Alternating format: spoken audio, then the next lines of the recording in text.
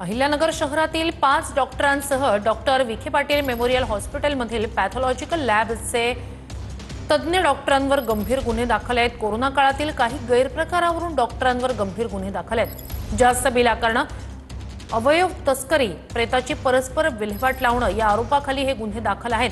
अशोक खोकराळे यांच्या फिर्यादीवरून तोफखाना पोलीस ठाण्यात हे गुन्हे दाखल करण्यात आले।